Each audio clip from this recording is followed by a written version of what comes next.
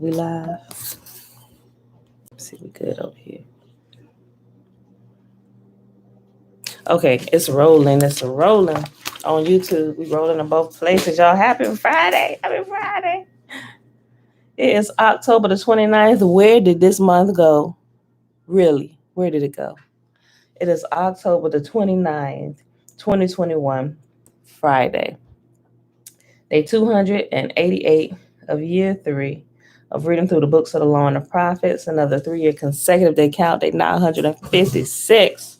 Today we reading Psalm, 42 through, let's do through 47. Right, and then we're going to pick up in Shakespeare's Secret Messiah, where we left off, still in the introduction on page 38. And we're going to read it out till we run out of time today. All right, y'all. So let's do the Shema Secret Mashiach. All right, y'all. Levine. Hey, girl. Hey. Blessings. All right, y'all. Remember not the blessing. The Shema. Shema Israel.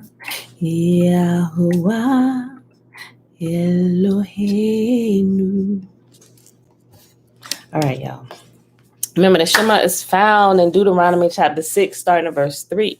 Hear, therefore, O Israel, and observe to do it, that it may be well with you, and that you may increase mightily, as Yahuwah, the mighty one of our fathers, has promised us, in a land that flows with milk and honey.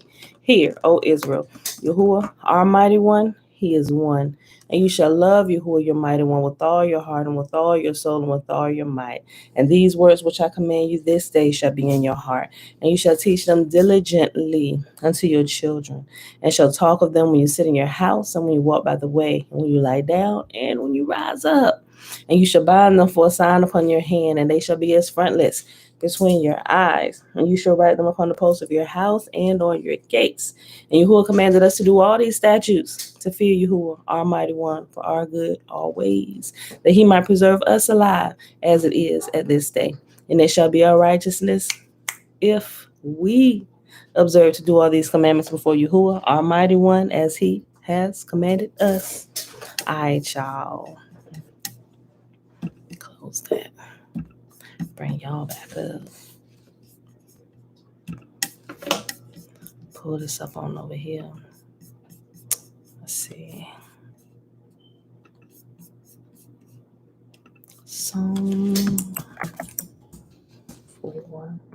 42. All right. Yeah, minimize this screen.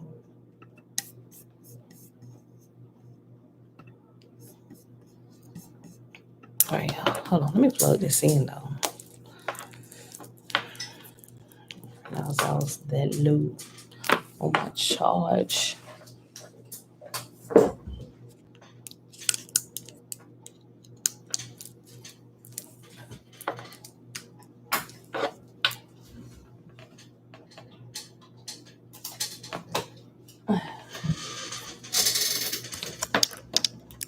I like my new MacBook, y'all. I ain't charged this thing in days, and it's just now at the halfway point. I don't want it to get too low, so I'm just gonna plug it in right now. All right, y'all. Here we go. Psalm chapter 42 for the choir director. It's a psalm of the descendants of Korah. As the deer longs for the streams of water, so I long for you, O Yah. I thirst for Yahuwah, the living God. When can I go and stand before him?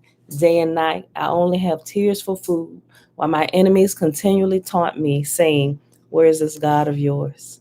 My heart is breaking as I remember how it used to be. I walked among the crowds of worshipers, leading to a great procession to the house of Yahuwah, singing for joy and giving thanks amid the sound of a great celebration. Why am I discouraged? Why is my heart so sad? I will put my hope in Yah. I will praise him again, my Savior and my God. Now I am deeply discouraged, but I will remember you. Even from distant Mount Hermon, the source of the Jordan, from the land of Mount Mizar. I hear the tumult of the raging seas as your waves and surging tides sweep over me. But each day, Yahuwah pours his unfailing love upon me, and through each night, I sing his songs, praying to Yahuwah who gives me life. O God, my rock, I cry, why have you forgotten me? Why must I wander around in grief, oppressed by my enemies? Their taunts break my bones. They scoff, where is this God of yours?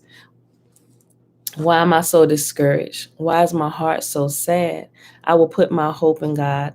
I will praise him again, my Savior and my God. Shalom, William. Shalom, shalom. Next chapter, Psalm 43. Declare me innocent, O Yah. Defend me against these ungodly people. Rescue me from these unjust liars, for you are God, my only safe haven. Why have you tossed me aside? Why must I wander around in grief, oppressed by my enemies? Send out your light and your truth. Let them guide me. Let them lead me to your holy mountain, to the place where you live. There I will go to the altar of Yahuwah, to God, the source of all my joy. I will praise you with my harp, O God, my God. Why am I discouraged? Why is my heart so sad? I will put my hope in Yah. I will praise him again, my Savior and my God. Trina Hager, hey. Psalm chapter 44. For the choir director, a psalm of the descendants of Korah. O Yahuwah, we have heard it with our own ears.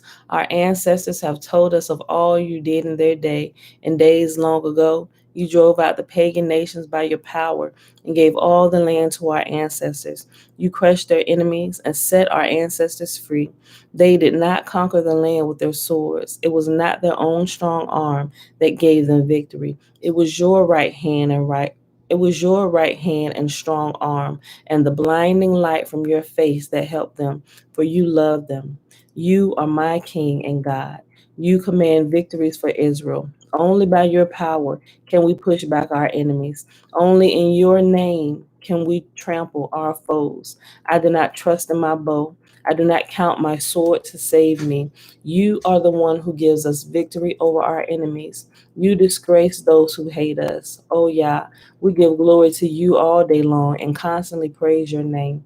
But now you have tossed us aside in dishonor. You no longer lead our armies to battle. You make us retreat from our enemies and allow those who hate us to plunder our land. You have butchered us like sheep and scattered us among the nations. You sold your precious people for a pittance, making nothing on the sale. You let our neighbors mock us. We are an object of scorn and derision to those around us. You have made us the butt of their jokes. They shake their heads at us in scorn. We can't escape the constant humiliation. Shame is written across our faces. All we hear are the taunts of our mockers. All we see are our vengeful enemies. All this has happened, though we have not forgotten you. We have not violated your covenant. Our hearts have not deserted you. We have not strayed from your path. Yet you have crushed us in the jackal's desert home. You have covered us with darkness and death. If we have forgotten the name of our God or spread our hands in prayer to foreign gods, Yahuwah would surely have known it, for he knows the secrets of every heart. But for your sake, we are killed every day. We are being slaughtered like sheep. Wake up, O Yah. Why do you sleep? Get up. Do not reject us forever. Why do you look the other way? Why do you ignore our suffering and oppression? We collapse in the dust, lying face down in the dirt. Rise up, help us, ransom us because of your unfailing love. Psalm chapter 45.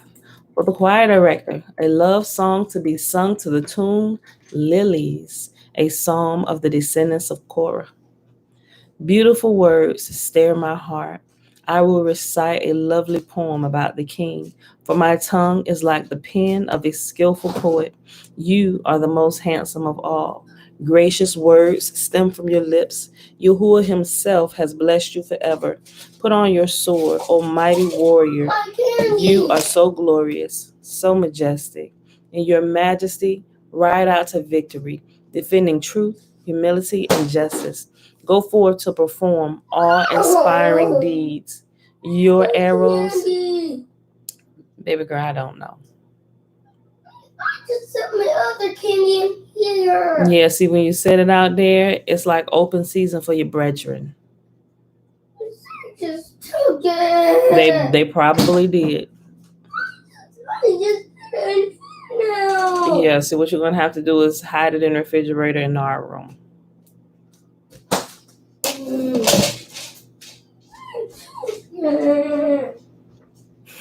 Now she's going to be in the mood all day because they done went in there eating her little candy. Your Majesty, ride out to victory, defending truth, humility, and justice. Go forth to perform awe-inspiring deeds. Your arrows are sharp, piercing your enemies' hearts. The nations fall beneath your feet. Your throne, O Yah, endures forever and ever. You rule with a scepter of justice. You love justice and hate evil. Therefore, Yahuwah, your God, has anointed you, pouring out the oil of joy on you more than on anyone else. Myrrh, aloes, cassia perfume your robes, and ivory places the music of strings entertains you. King's daughters are among your noble women. At your right side stands the queen, wearing jewelry of the finest gold from Ophir. Listen to me, O royal daughter. Take heart to what I say. Forget your people and your family far away, for your royal husband delights in your beauty. Honor him, for he is your Lord. The princess of Tyre will shower you with gifts. The wealthy will beg your favor. The bride, a princess, looks glorious in her golden gown. In her beautiful robes, she is led to the king, accompanied by her bridesmaids. What a joyful and enthusiastic procession as they enter the king's palace. Your sons will become kings like their father. You will make them rulers over many lands. I will bring honor to your name in every generation. Therefore, the nations will praise you forever and ever.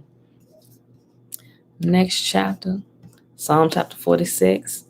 Also for the choir director, a song of the descendants of Korah to be sung by soprano voices. Yahuwah is our refuge and strength, always ready to help in times of trouble. So we will not fear when earthquakes come and the mountains crumble into the sea. Let the oceans roar and foam. Let the mountains tremble as the waters surge. A river brings joy to the city of our God, the sacred home of the Most High. Yahuwah dwells in that city. It cannot be destroyed. From the very break of day, Yahuwah will protect it. The nations are in chaos and their kingdoms crumble. Yahuwah's voice thunders and the earth melts.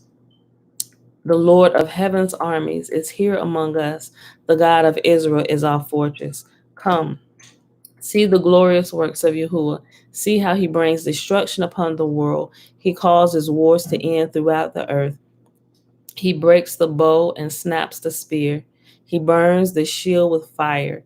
Be still and know that I am God. I will be honored by every nation. I will be honored throughout the world. Yahuwah, the God of heaven's armies, is here among us. The God of Israel is our fortress.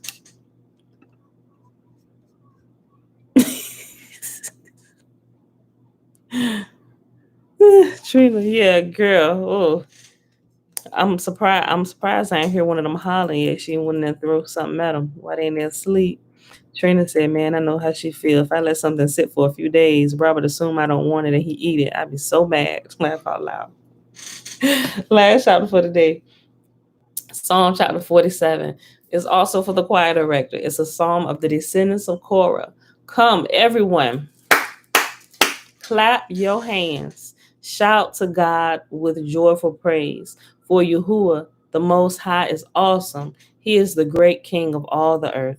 He subdues the nations before us, putting our enemies beneath our feet. He chose the promised land as our inheritance, the proud possession of Jacob's descendants, whom he loves. Yahuwah has ascended with a mighty shout. Yahuwah has ascended with trumpets blaring. Sing praises to Yahuwah. Sing praises. Sing praises to our King. Sing praises. For Yahuwah is king over all the earth. Praise him with a psalm. Yahuwah reigns above the nations, sitting on his holy throne.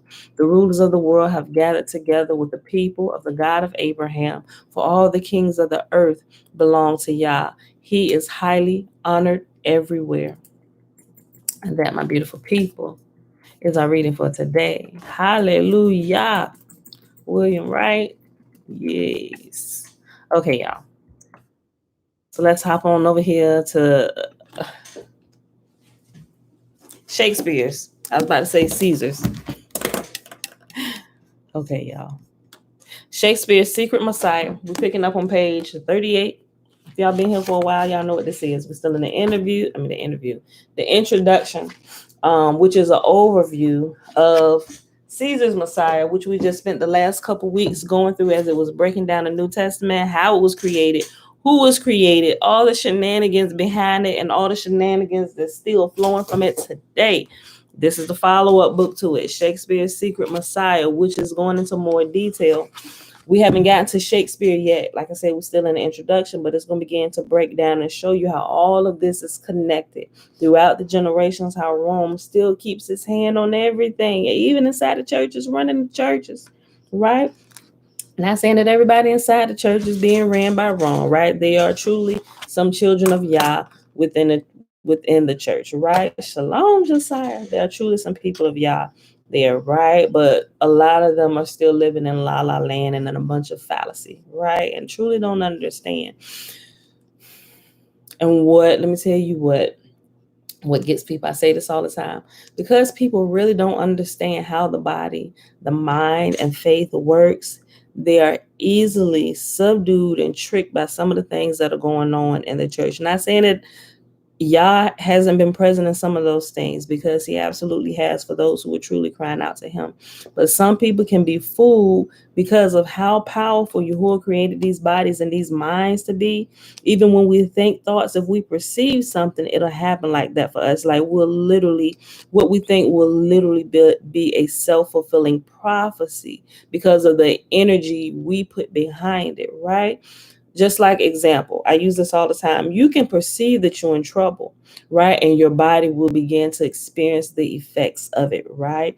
Adrenaline starts pumping, heart start beating fast. You may even take off running, right? Just depend on the situation where you perceive you're in trouble. If your mind believes it, your mind will conceive it. You will take off running and there'll be nobody there chasing you, right? But your body will get in this mode to where it's believable to you, and your body will go into fight or flight mode, right? Just like somebody can be totally at peace. We perceive things depend on our life's experiences and our understanding. That's how we perceive life, right? And that same principle happens with us in church, right? I'm not going to say all, because some pastors are quite ignorant to what they're doing. They just have a way with words and know how to manipulate people and their emotions to get them in a certain mode to believe certain things. Being able to believe it's a blessing, right? And it'll help you. And it'll help you in every area of life. It doesn't matter if you're in the church or out of the church. You were worshiping Satan or you're a Buddhist monk, whatever. It still works. The principle works. It's a universal principle. You can't pin it to a certain religion, right? It's a universal principle that will happen any and everywhere with any and anybody who put it into play, right? That's what you have to understand, and that's what kind of keeps people, because they kind of pigeonhole and pin things to certain religions where they think everything is of God, right? And it's not, right? Not all of those things that they think is of God are necessarily bad either. Some things are good, some things are bad, but they don't realize that the principle will work anywhere in life where you are at, because it's a universal principle. And anybody that puts it into play, it will work for them.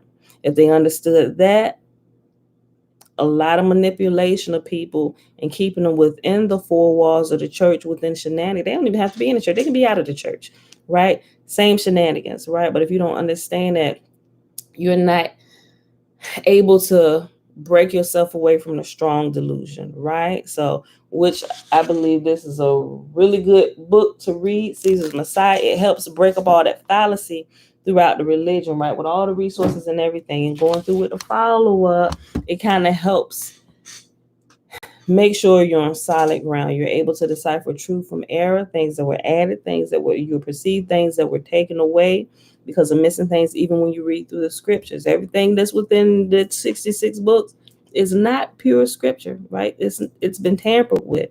But if you don't read it enough, you don't tend to pick those things up, and people can just continue to run amok with your mind and your false beliefs on things that is garbage. All right. So page 49. Hold on. 38. What I got? Nope. I think I wrote it wrong. I wrote it wrong in my book. Okay. I'm sorry. I went back to the beginning page from Wednesday. We're not starting on 38. We're starting on page 49. I'm sorry. Because the title of this little section is called The Demons of Gadara. Remember, we're still doing an overview. A lot of the stuff was broken down in great detail in Caesar's Messiah. All right.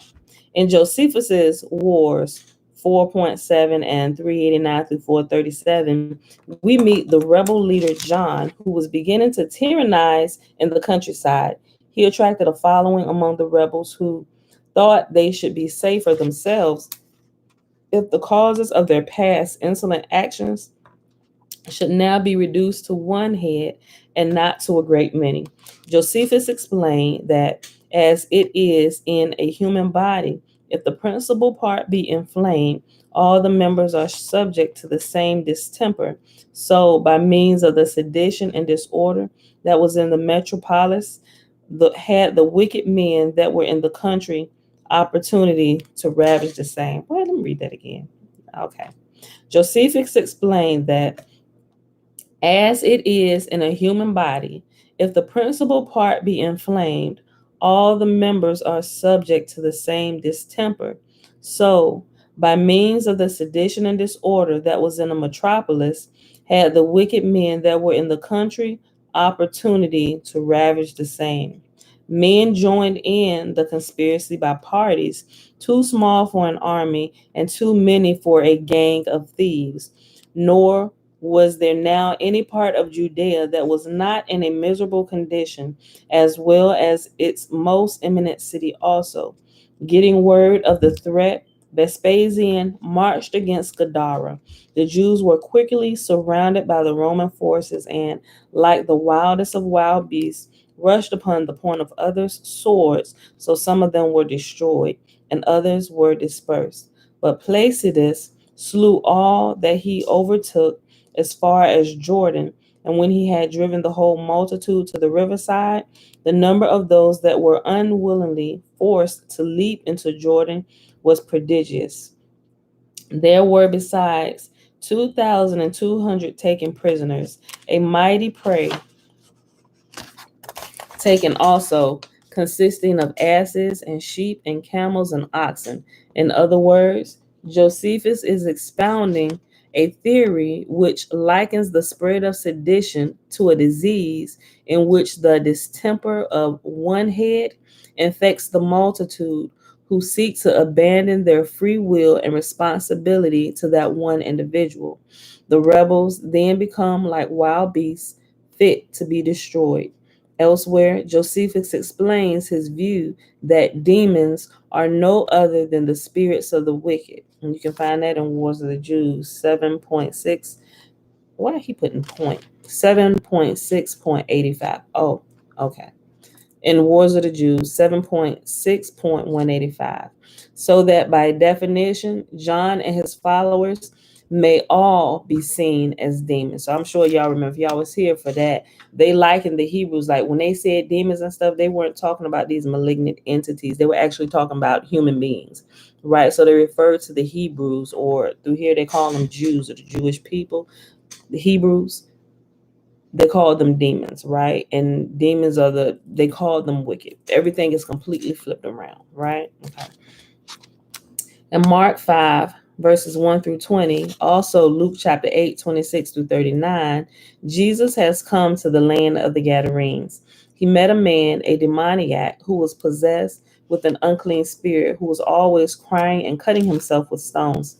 Jesus asked the demoniac, "What is thy name?" The demoniac replied, "My name is Legion, for we are many." Now there were nigh unto the mountains a great herd of swine feeding, and the unclean spirits went out and entered into the swine, and the herd ran violently down a steep place into the sea. They were about 2,000, and they were choked in the sea. The demoniac was healed and began to publish in Decapolis how great things Jesus had done for him. The version of the story in Matthew chapter 8, verses 28 through 33, has Jesus meet two demon possessed men who accused Jesus of tormenting us before the time. There are several peculiar and enigmatic aspects to this periscope. Why should one man be possessed by a legion of demons? Why are swine being herded in such huge numbers? Where pork, where, I'm sorry, why are herd being, tongue tied. Why are swine being herded in such huge numbers where pork is taboo? Why does Matthew mention two demoniacs where Mark and Luke see only one? The enigma is solved by realizing that Josephus's John is an antitype to the demoniac, just as the biblical Jesus meets a man who was possessed by demons who are sent into the wild beasts and destroyed. So also John is like a demon who infects a multitude of Jewish radicals, and they become like animals to be destroyed. Within this conceptual framework, there are many specific verbal parallels. The location near Gadara, at least according to some early manuscripts, the size of the parties are too small for an army and too large for a gang of thieves, which is a good definition of the size of a legion. Wild beasts rushing, Jewish rebels like the swine forced into the sea, and the number about 2,000, or in Josephus to be exact, 2,200. Although oddly, the 2,000 biblical swine are destroyed, while the 2,200 rebels in Josephus are captured. In Josephus, the Romans also capture a mighty prey of livestock, but no swine, presumably because the swine had been drowned. Atwill suggests that perhaps the second demoniac in Matthew's version represents John's brother Simon, Peter, and that they are being tormented before the time because the time of their torment belongs later in the typological sequence. Later on, John and Simon are caught coming out of the tombs like the demoniac, where they have been cut by stones in tight quarters like the demoniac. Then John was sent to Rome, where he presumably published the Gospel of John, just as the biblical demon took the opportunity to publish in Decapolis. Next section: Destruction of Jerusalem, Prophecy and Fulfillment. This set of parallels has been universally acclaimed since the early days of Christianity, so there should be no controversy that these are real parallels. Basically, the scheme is that Matthew's Jesus launches into a series of prophecies of destruction of Jerusalem. The prophecies are fulfilled in Josephus's Wars of the Jews 6.5, and a few other scattered passages will be noted below. The devoutly Orthodox Catholic explanation for this, of course, is that Jesus' prophecies were fulfilled in history exactly as it unfolded and as Josephus accurately reported.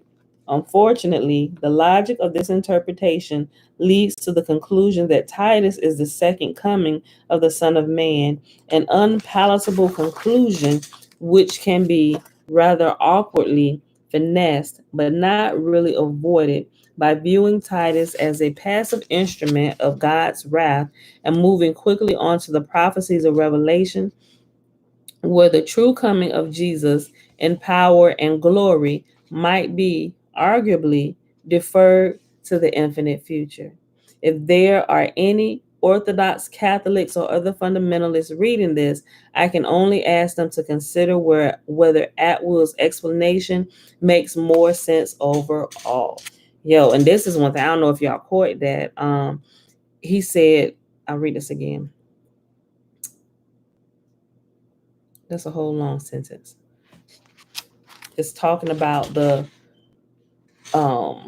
deferring the coming of Jesus indefinitely, right? So it's always, if you look, even when I was growing up, right, I just remember even being a part of this little group me and my sisters, my cousins were a part of, who was called the Jesus Street Corner University. You know how you have vacation Bible school and stuff? That's kind of like what it was, but it was during the whole summer, like every summer, right? It was like the group of kids from the church, and not just the church, but we would gather ones from like the neighborhood.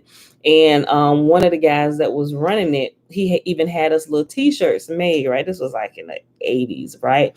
And knowing, I still remember it. It was like this red brick wall, and then on the top of it it had Jesus Street Corner University, right? And so we would just go through like the neighborhood, doing different things, helping different people. We would go to like different places and sing to the elder. It wasn't anything bad. It was something to keep us busy during the summer, right? But I never forget, I remember Mr. Theo, that's his name. He used to always say, I believe Jesus is going to come back in y'all generation. Y'all going to be the generation that see Jesus come back, right? I'm like, and for some reason that just stuck with me, right? But as I go through the years and I think about all these different things, and I think about all the different years that's passed and how it's really been more than 2,000 years forever. Because every time you hear about it, even if you go back in time and like the 80s and stuff, why hasn't it changed to 3,000 years? It's always like this has happened over 2,000 years ago, right? Granted, it ain't been a big chunk of years, from the time I was a little girl, but even in some of the previous years and some of the older things that I was reading, even some of the older books, why they always use like this mark 2000? So all these things I'd be thinking about, I'm like, wait, they was waiting for Jesus to come back all the way back then. So what?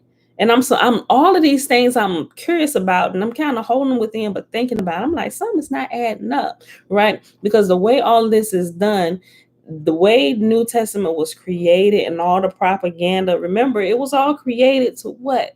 To what? It was to diffuse the Hebrews, right? Because they were always fighting against Rome. Rome was trying to subdue the entire world. He said Rome essential was like, if we can't beat them, we got to join them. And what did they do? They took their manuscripts and they rewrote them, repurposed them, took the fight out of it, and gave it back to the people and pacified them and made them become pansies. I mean, no disrespect to anybody, but you see what I'm saying? It's like, oh, well, Jesus gonna come back and fight for us. I'm like, well, first of all, y'all gave us this earth, right? He gave us the earth. Everything that's gonna happen. Not saying there's not divine intervention that happens here, because it absolutely does, but get what I'm saying, right? But if you're giving up your rights to the things that belong to you, what kind of fight? Like, what kind of fight do you really have? Who can really come stand behind you if you just giving oh no, you come in, just take my house, everything, get it. I'm gonna just sit outside and I'm gonna wait for Jesus to come put me in another house. I'm like, what? What sense does that make? Right? And that's exactly what's happening. Oh, you smack one cheek, let me give you the other one to smack too. What? Absolutely not. And I ain't giving you my cloak to go the extra mile either. So, not saying this, keeping everything in its proper context, not saying that you shouldn't, look out for people and be nice and different things. That's not what I'm saying. But the purpose of them doing this, it was to subdue them so that they could rule over them. And as they began to do that, they began to take everything that they owned, right? They began to willingly, because they were fooled. Remember, if the mind perceives something, it believes it's true, it's going to act in accordance to it. Even your body is designed to follow what your mind puts out to it, right? It's going to line up to what you believe and what you perceive, right? So it's the same thing, right? It's the same exact thing. And he said right here, this is what I wanted to reread. Let me just reread the whole sentence. Sit up, Susan. Mom. Me and my mom. He said, unfortunately, let me just read these last two sentences. The devoutly Orthodox Catholic explanation of this, of course, is that Jesus's prophecies were fulfilled in history exactly as it unfolded and as Josephus accurately reported. Unfortunately, the logic of this interpretation leads to the conclusion that Titus is the second coming of the Son of Man, an unpalatable conclusion which can be rather awkwardly finessed but not really avoided by viewing Titus as a passive instrument of God's wrath and moving quickly on to the prophecies of Revelation, where the true coming of Jesus in power and glory might be arguably, and here it is, deferred to the infinite future. Right? So, hey, Auntie. So in church, you will see, if you go from church to church, church to church, what happens is, and I notice this, and it really, at this point, it really makes me want to throw up. Mom. It really does, because, yes, baby. Auntie in here? Auntie, I don't see. Oh, yeah, Auntie me. She over here on Facebook. But it really, it's still that same principle that's happening, that's keeping you not doing anything to fight back against the status quo or against the tyranny that's being lorded over you in a more deceptive way now, right? Bella, stop. Sit back. Not saying that you should, but y'all get what I'm saying, right? It's still pacifying and keeping a lot of people completely asleep, where they're not even using their own brains to think. It's like they're just going with it. You know, yep, Jesus is coming soon. He's going to rescue us from all this tyranny going on. We just keep on just doing what you need to do. Don't mess with nobody. Give them your coat. Let them take your house too. I'm like, not on my watch. Not on my watch, right? And so I'm like, y'all are not understanding what's happening. Okay, Tootie, stop. Every time I think about it, it's guys, it's a whole industry, not just the Christian religion and all the foolishness that goes along with that. And mind you, it's some good, well-meaning people there that just truly don't understand, right? You know, but there is a whole industry that's created, a whole business industry that has been created. Bella, I'm gonna put you on the floor, that plays on this alone, right? And it's like those, you ever see, it's like survival channels and apocalypse channels and stuff like that. It's always keeping their adrenaline pumping, like, oh, we got to do this and we got to do this. Not saying that you shouldn't be prepared for things and prepare for worst case scenarios, but it keeps you in a state, it always keep your adrenaline going. And that's not healthy. The body wasn't created to constantly pump adrenaline at its highest levels. It's going to wear you out. It's going to kill you, right? But that's what happens. Oh, we got to get this. And Jesus coming soon. Oh, this prophecy. Oh, my gosh. And the earthquakes. Did you see them? The ring of fire. All these different things. And the media that's constantly pushing a lot of this stuff. And people take it, it's like you got the end of the world channels and stuff. If you're constantly filling yourself with that, you are going to be a friggin' nutcase. I know from personal experience of being one of them people. When you break yourself away from that and regain your sanity back, it's like, wait a minute, what have I been doing? Because I began to look at different people and their just different outlooks and where they walk in life. And I visited different places all around the world. It's really only places that's really, stop, Bella, that's really steeped into the church and church doctrine, where their mindsets are like that. And it's like they're all over the place all the time. And most of them really can't get anything established in life because they're ready to give up everything for the cause of going to heaven. And all of that is tail backwards, right? Remember, Yahuwah say the righteous inherit the earth. This is the inheritance here on the earth. The righteous inherit the earth and the wicked are rooted out, right? So the righteous are living like they're going to be swooped up here and going to heaven, and the wicked is taking over the world. No, the wicked is taking over the world because the righteous is giving up their home, right? I'm just like, I do want to wake up. Okay. Read the sentence again. Mom, what you got? My book. The devoutly Orthodox No, Mom. Catholic explanation of this, of Got course, 6 left. is that Jesus' prophecies were fulfilled in history exactly as it unfolded and as Josephus accurately reported.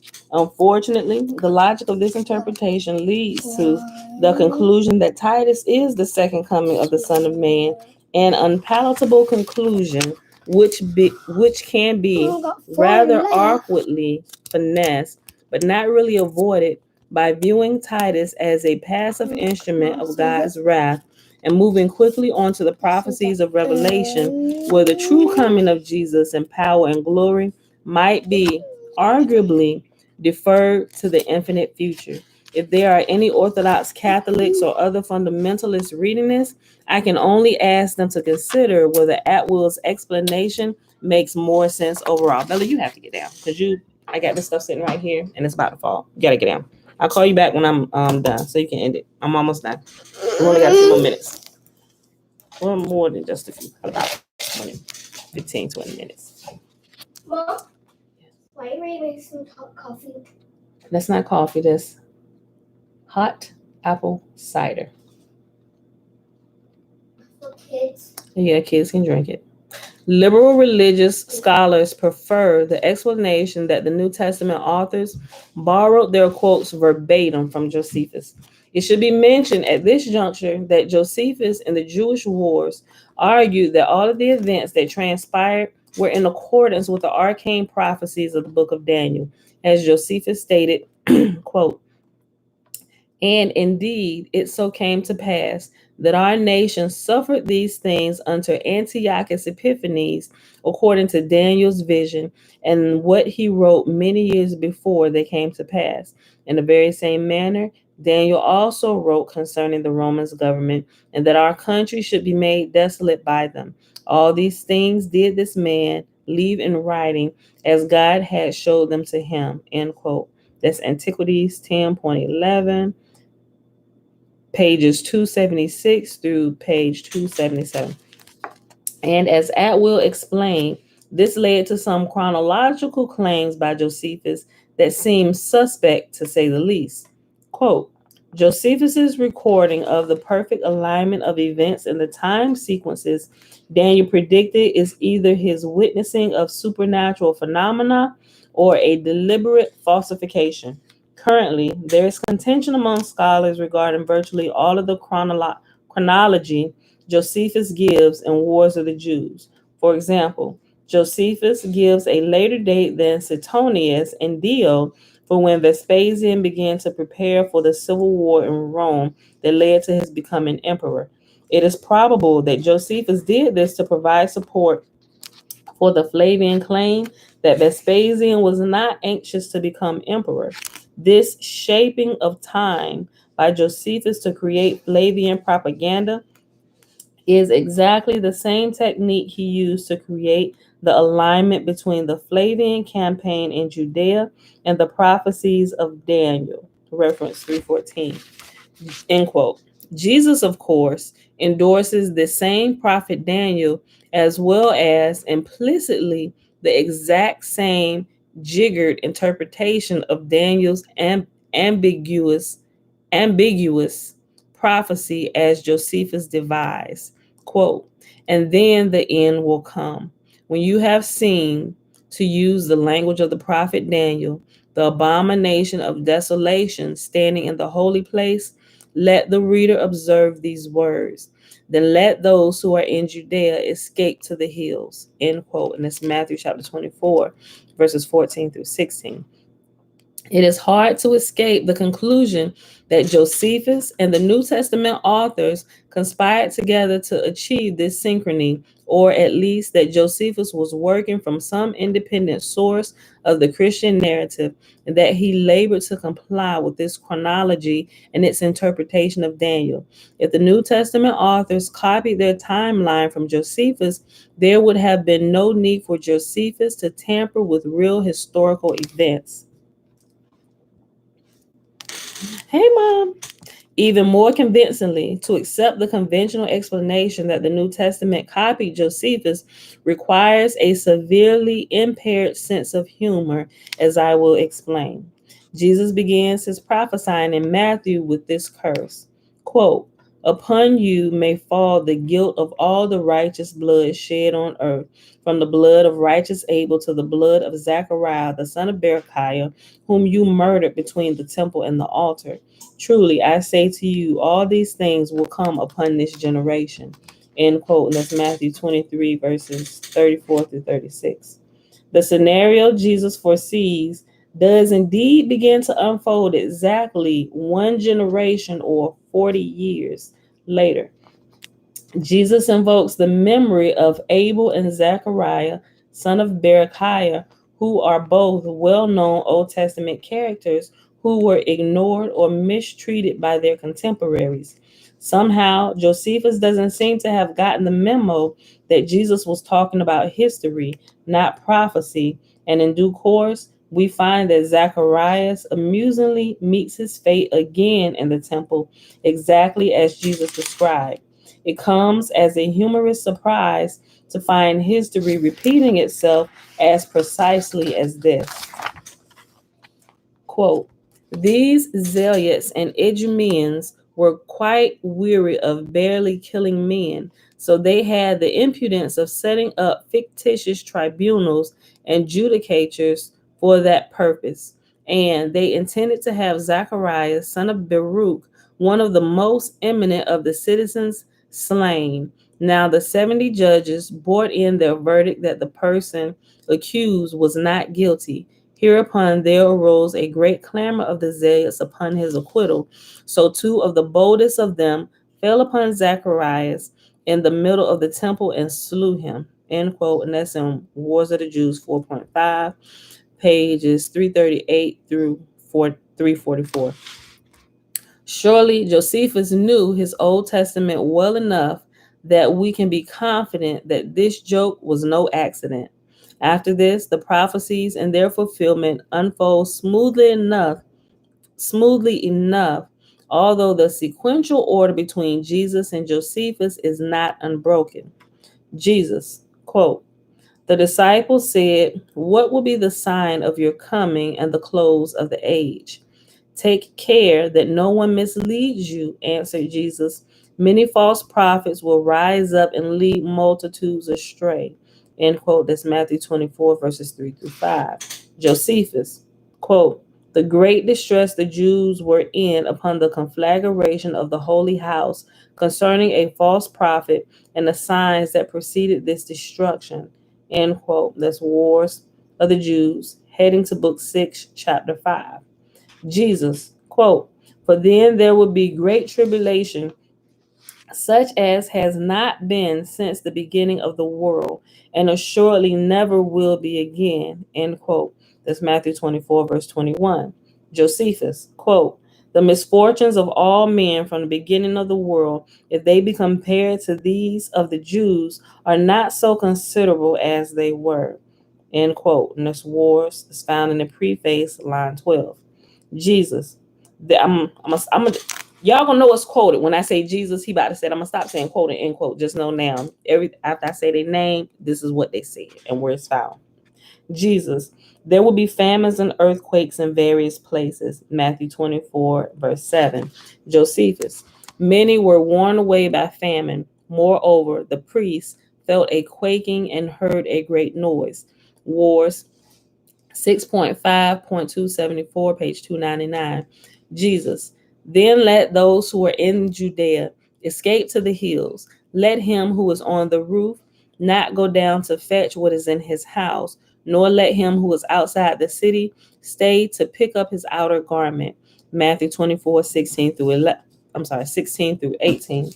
Josephus, the multitude also that was in the city joined in this outcry with those that were upon the hill, and now the Romans, judging that it was in vain to spare what was round about the holy house, burnt all those places.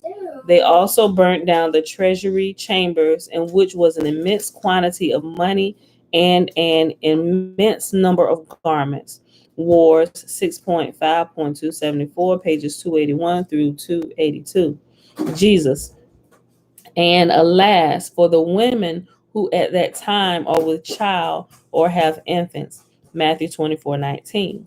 Josephus. There was a certain woman that dwelt beyond Jordan. Her name was Mary. Snatching up her son, who was a child, sucking at her breast, she said, O thou miserable infant. As soon as she said this, she slew her son and then roasted him and ate one half of him. Mom, soup pans in here. I did. I set them in there for the moment just to get them out of the way because I put the crock pot down there. Wars 6.3, page 201 to page 208.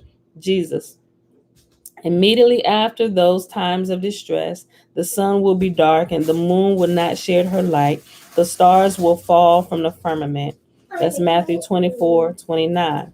Josephus. Thus there was a star resembling a sword which stood over the city, and a comet that continued a whole year.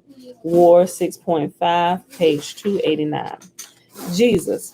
Then will appear the sign of the Son of Man in the sky, and then will all the nations of the earth lament when they see the Son of Man coming on the clouds in the sky with great power and glory. Matthew 24:30. Josephus. Yes, babe. Put it on the counter. I'll fix it in a minute. Hold on. Okay. Josephus. A certain prodigious and incredible phenomena appeared. I suppose the account of it would seem to be a fable were it not related by those that saw it, and were not the events that followed it of so considerable a nature as to deserve such signals. For before sunsetting, chariots and troops of soldiers in their armor were seen running about among the clouds and surrounding of cities. Wars 6.5, page 297 to page 299. Okay, so now it's going into the next section, the woe saying Jesus, and we almost done, y'all, because we're gonna have to end this. And it's still going back and forth with Jesus and Josephus. It's giving a little bit more this time with the he's gonna explain some of these the different things that they said, and I think I'm gonna stop on page 60. Okay. Oh, yeah. Yeah, it's Friday. If it was tomorrow, I would have finished the introduction. So we'll actually finish the introduction tomorrow. But I'm going to stop at page 60 at the end of this little section. The woe saying Jesus. WOE saying, like, woe is me. The woe saying Jesus. Immediately after having described all of these amazing signs from the heavens and great holocaust of conflagration and slaughter. No, ma'am. Get down. No, you don't cut the stove on. 1 second. Hold on, y'all. So this girl, she thinks she grown. You is one shalom. Hold on. Yes, get out. Calm down.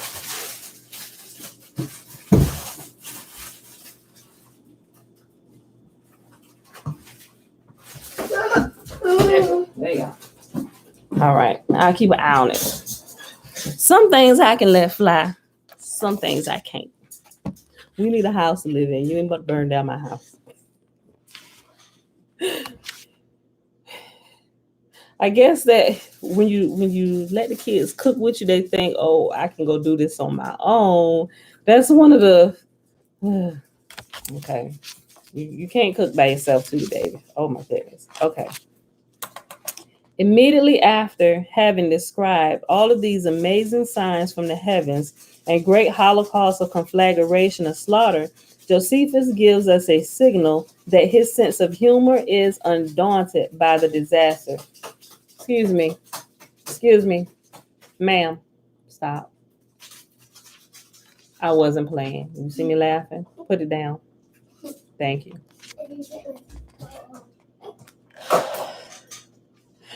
Quote, but what is still more terrible, there was one Jesus, the son of Annas.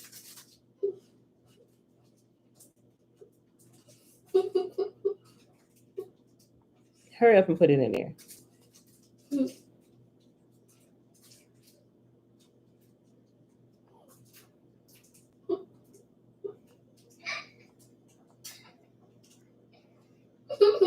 And when you're done, throw it away. I didn't get it this time because she pointed at her bowl.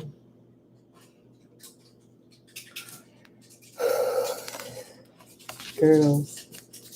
But what is still more terrible, there was one Jesus, the son of Annas, a plebeian and a husbandman.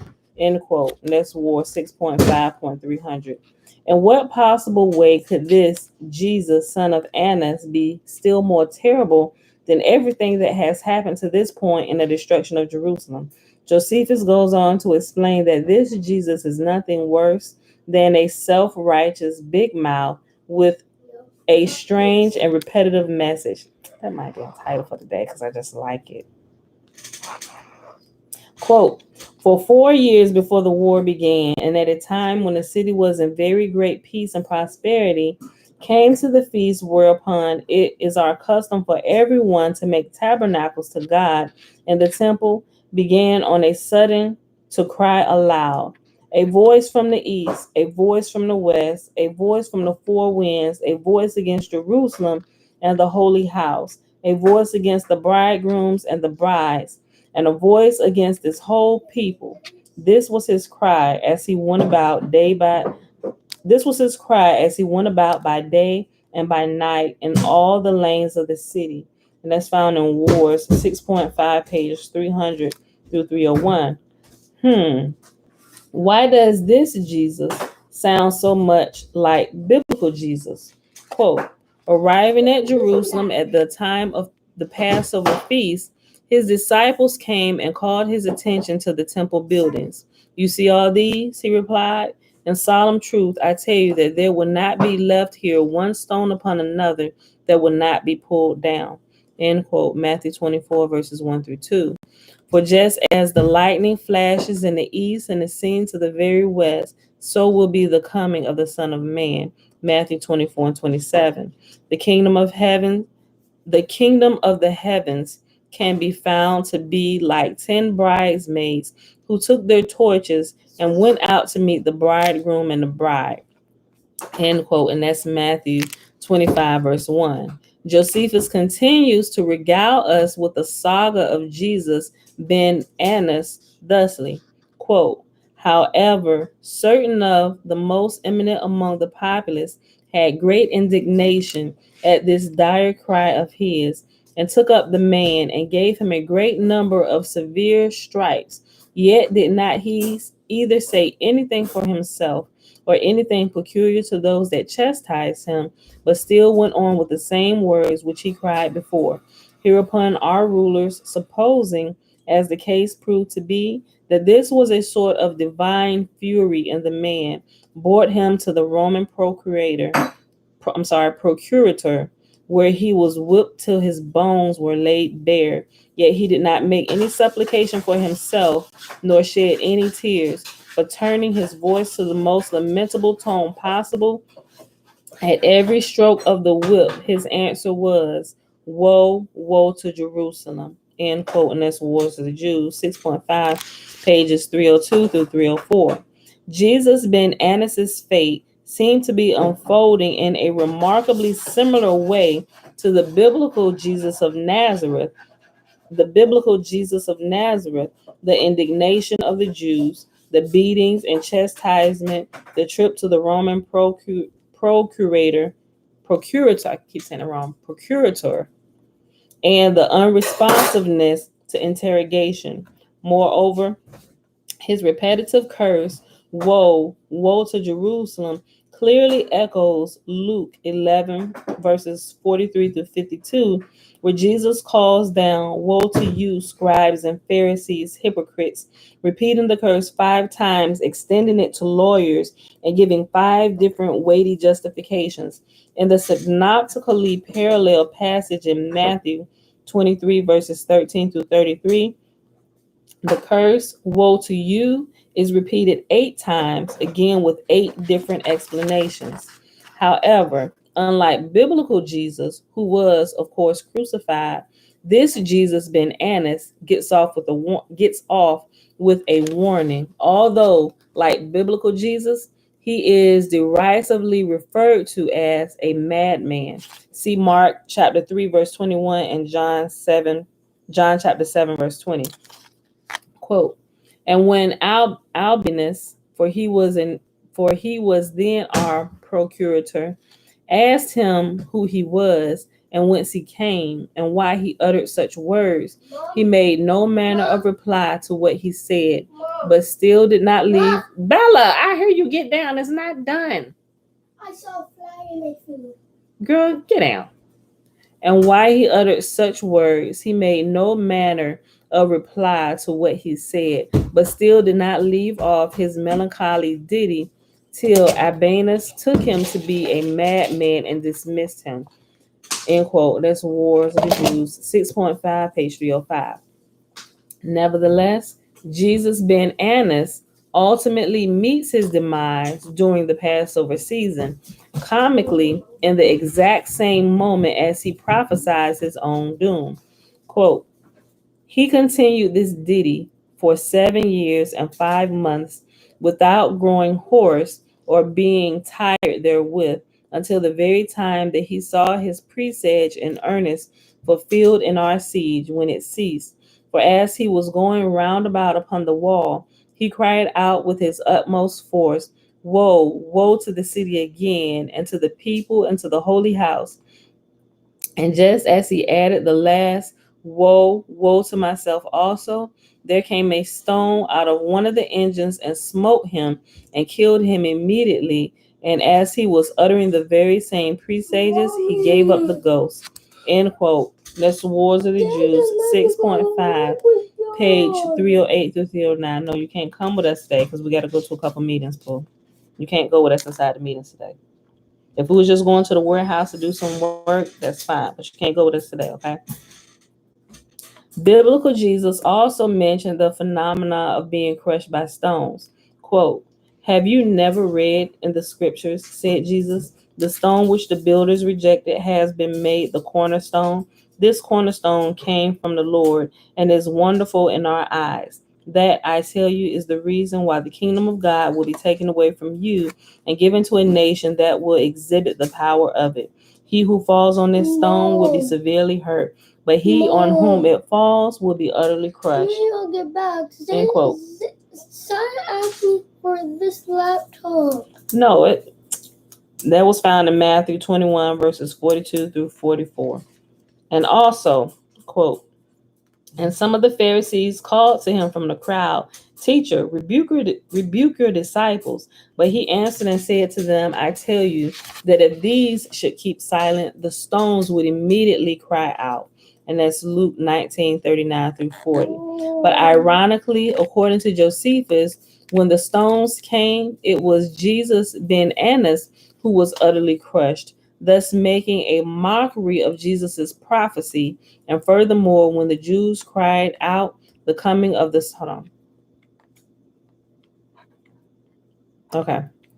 And furthermore, when the Jews cried out the coming of the stones, it was not the stones themselves they proclaimed, but rather they said, the Son cometh, that is the Son of Man, that is Titus. So remember in the New Testament where it says the Son cometh, there was a whole section on that, right? I'm sorry, where it said the Son cometh, it wasn't Son that was originally there. They changed that. Like I said, it was a whole section dedicated to just that alone, and how it goes back to the original where it never said son, it said the stone. They were actually warning the people because they had these contraptions like catapults. There were watches that were sitting on watchtowers. Bella, wait, stop it. There were watches who were sitting on watchtowers, supposed to be alerting the people. They were standing watch like military watches. You let people know, hey, get ready, the enemy is coming. When they saw the stone coming, remember, because the stones were white, and as they came, they saw it coming, and they cried out, the stone cometh, not the Son cometh. Like the New Testament changes that, right? It's the stone cometh. That was a warning to let the people know, get out the way. Titus is coming. They're about to invade our city, right? Titus was behind all of that, right? Titus was coming, or the stone is coming. They're coming to break down these walls, right? And when they realized that they could see the white stones as they were coming, they got a bit more smart, and they painted them black. For some reason, when they painted them black, when they shot them, they weren't, so it seems weird, but they weren't really able to see it. Or maybe I got the colors mixed.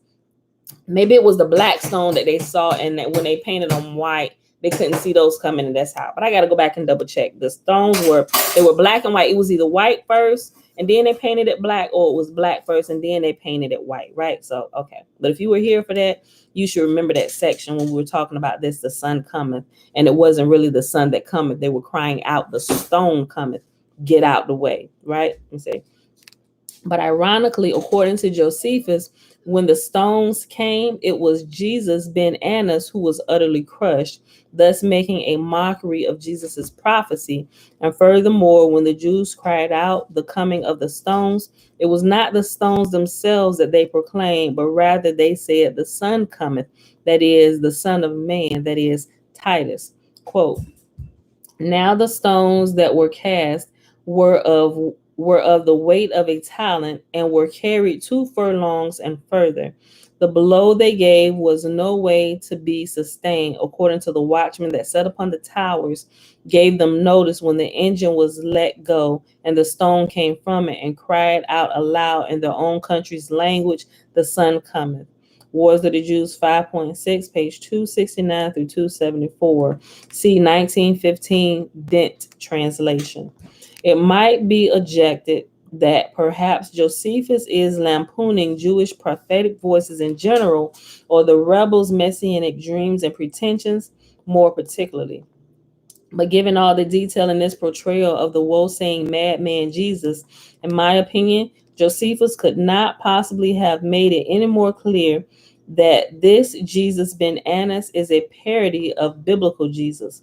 Moreover, time has proven that Josephus was exactly correct in his own prophecy that Jesus would become a more terrible calamity for the Jews than anything that happened in the war, by inspiring generations of anti-Semitism.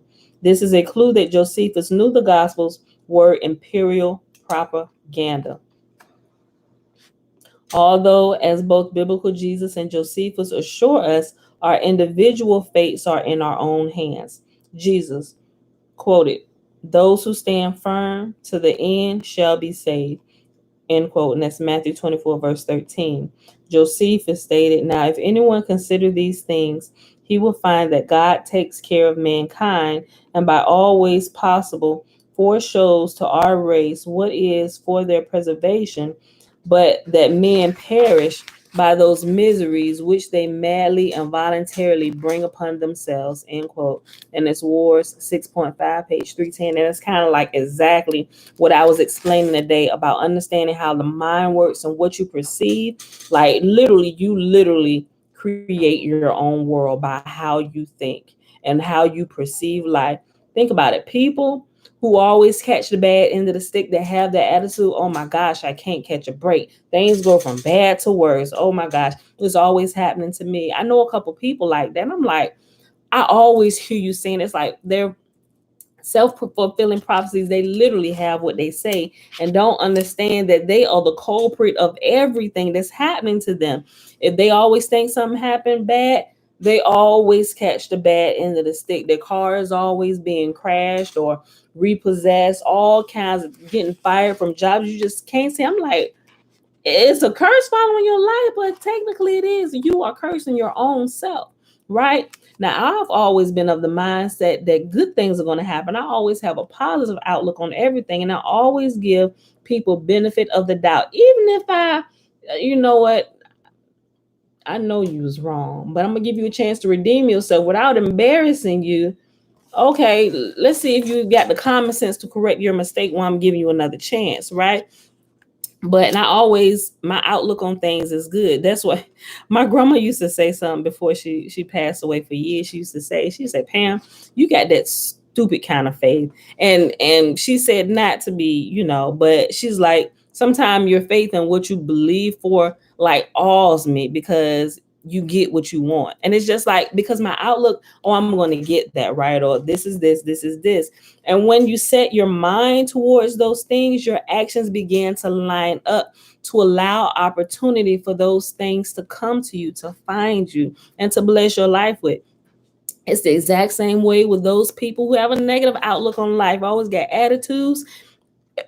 If evil can come and find you, it's going to find you. Evil has taken up residence. Calamity has taken up residence in your home. If that's the way you speak, if that's the way you think, these minds are powerful. If you change the way you think, you literally can change your life. Better leave that alone. So, but that's our reading for the day, people. We're pausing right here at the end of this paragraph. And I got to get moving to the baby is trying to finish cooking her stuff. And I can't let that happen. Right? At least not right now. It's not burning. All right, beautiful people. So it is Friday, October the 29th, 2021, day 288 of year 3 of reading through the books of the law and the prophets, and of the 3-year consecutive day count, day 956. We read Psalm chapter 42 through 47. And we read Shakespeare's Secret Messiah. We're still in the introduction, read page 49 through 60. We will be finishing the introduction tomorrow, the last 5 pages, because it's 65 pages in the introduction. And we'll move into chapter 1, probably on Sunday. All right, y'all. So with that being said, let's go ahead and do the blessing real quick. I think I saw a question. Give me a second. Let's do the blessing. I'll look at what the question was before I get out of here, because I can't spend too much time. We got stuff we got to get done. I got to be leaving out of here. I got to go change and everything. Blessing. It's found in Numbers chapter 6, verses 20 through 27. And Yahuwah spake unto Moses, saying, Speak unto Aaron and unto his sons, saying, On this wise ye shall bless the children of Israel, saying unto them, Yahuwah will kneel before us, presenting gifts, and will guard us with a hedge of protection.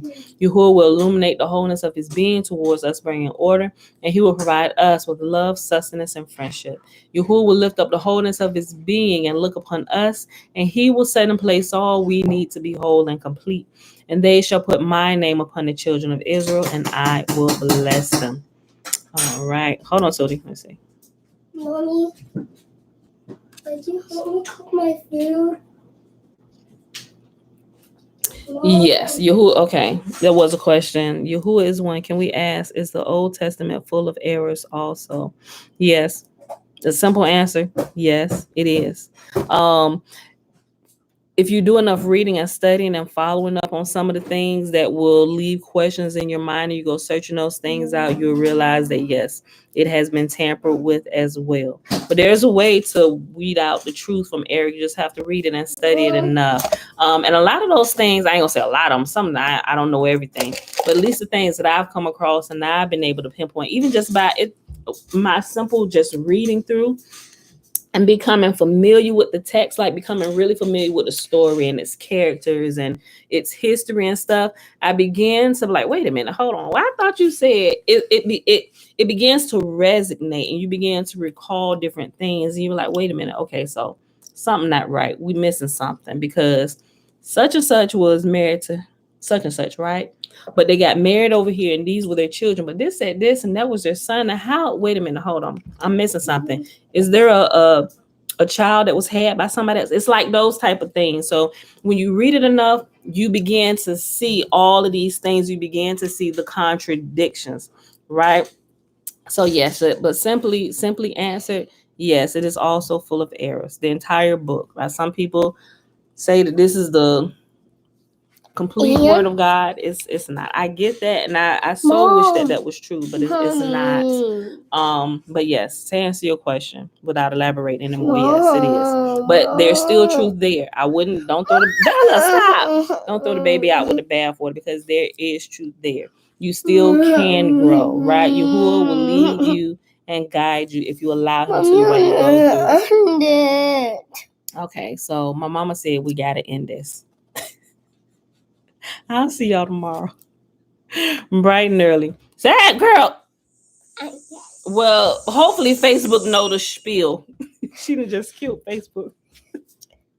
All right, y'all. Love y'all. I'll see y'all tomorrow. It's the weekend. 7:30 a.m. Eastern Standard Time. And sometimes, y'all, I forget, like, if the Sabbath is coming up. If I'm, look, she about to end y'all, too. Look, I'm talking too much.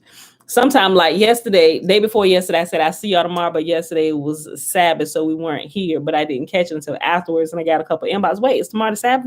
Did it change? I'm like, no, I'm sorry. I'm so used to giving my spiel that I wasn't thinking about it. Stop, girl. So I see y'all tomorrow morning, 7:30 a.m. Eastern Standard Time. Bruce. Yes, true. What comes out of your mouth manifests. There's more true than what some people would care to ever believe. Now so I be can end careful what comes out of here. Because what comes out of here about starts in here, takes root here, and flows out of here. So make sure what's going in here is good stuff, so it can manifest good seeds and take good root down in here, and the blessing will flow out of here. I love y'all. Bruce. God.